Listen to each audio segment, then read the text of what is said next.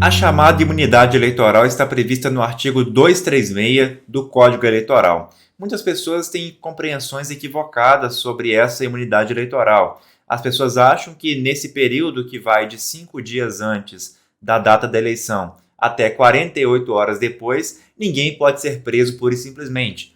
Não é bem assim. Vejamos o que diz a lei.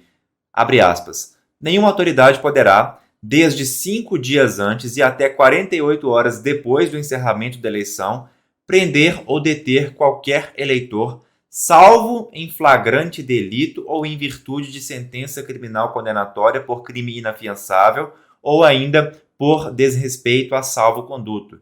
Então, nós temos uma regra geral, que é a de que os eleitores não podem ser presos nesse período que vai de 5 dias antes até 48 horas depois do encerramento das eleições. Essa é a regra. Temos exceções.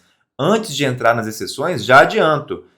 Essa regra vale para os eleitores. Qualquer pessoa que não ostente a capacidade eleitoral ativa, ou seja, o direito de votar por algum motivo, seja porque já foi condenada criminalmente, está cumprindo pena, ainda que seja uma pena em regime aberto, enfim, ou uma pena restritiva de direitos, qualquer pessoa que não ostente a qualidade de eleitor não será considerada eleitor. Exemplo, quem está cumprindo pena. Exemplo também quem está interditado.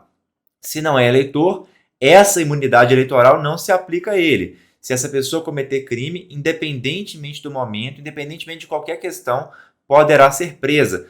Essa regra, que é a regra da imunidade, embora tenha exceções, mas no caso da pessoa que não é eleitora, sequer ela está abrangida pela regra. Dito isso, vamos prosseguir.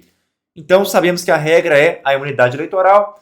O eleitor, em geral, não pode ser preso de 5 dias antes até 48 horas depois do encerramento das eleições. Ok, e as exceções? Primeira exceção, salvo em flagrante delito.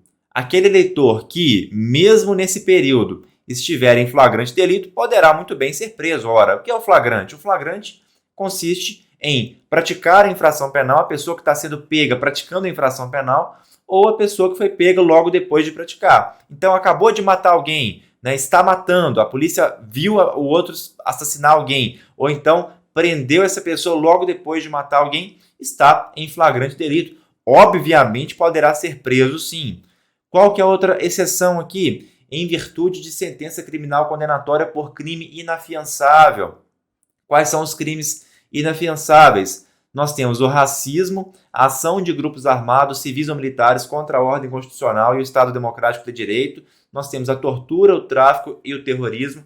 E nós temos os crimes hediondos. Estupro, por exemplo, é um crime hediondo, só a título de comparação. Enfim, todos esses crimes aí são inafiançáveis. Vamos supor que o sujeito não está em flagrante, mas sai um mandado de prisão em razão de um crime que ele praticou no passado. Esse mandado sai para ser executado. Pode ser executada essa prisão se for um crime inafiançável e esse mandado de prisão vier em razão de uma sentença penal condenatória, ou seja, não é uma pura e simples prisão preventiva que vem ali no meio do processo antes da sentença. Não, é um mandado de prisão, por exemplo, uma prisão penal, uma prisão para cumprir a pena. Que o sujeito foi condenado, transitou em julgado a sentença, ficou definitiva e aí vai cumprir a pena. Pode ser preso no período eleitoral? Pode, sem problema nenhum. Por quê? Porque temos aqui uma sentença criminal condenatória por crime inafiançável. Se for, claro, um crime inafiançável, como é o estupro, como é o homicídio qualificado, enfim, dentre outros crimes também inafiançáveis, como tráfico, terrorismo e os que eu mencionei aí. Próxima exceção, por desrespeito a salvo-conduto.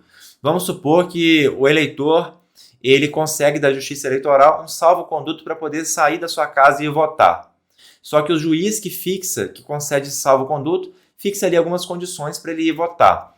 Ele desrespeita essas condições, desrespeita o salvo-conduto. Ele pode ir preso sim, ainda que dentro do período aí eleitoral, tá bom?